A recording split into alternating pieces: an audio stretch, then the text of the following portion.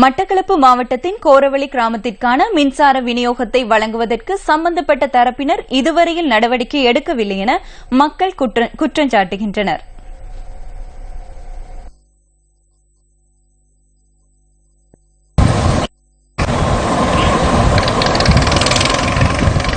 கோரவெளி கிராமத்திற்கு மின்சாரம் வழங்குவதற்காக மின்கம்பங்கள் 4 மாதங்களுக்கு முன்னர் அமைக்கப்பட்டன. எனினும் இதுவரையில் மின்சாரம் விநியோகிக்கப்படவில்லை என கிராம மக்கள் குறிப்பிடுகின்றனர். இரவில் இந்த பகுதியில் யானைகளின் நடமாட்டம் அதிகமாக இருப்பதால் அச்சத்திற்கு மத்தியில் வாழ்ந்து வருவதாக கிராம மக்கள் சுட்டிக்காட்டுகின்றனர்.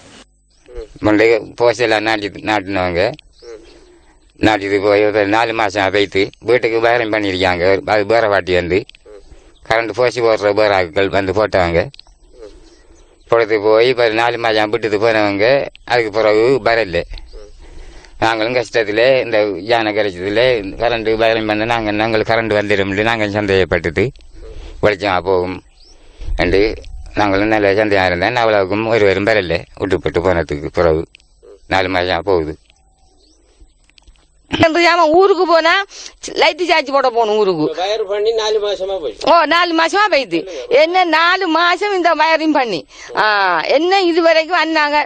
கரண்ட் வரும் இன்னும் கரண்ட் வந்து ஆவண்டு பிடிச்சிட்டு இருக்கிறாங்க. எல்லா இடமும் கரண்ட் ஆபீஸுக்கு போன ஏசியோட டிஎஸோட கதைச்சினாங்க.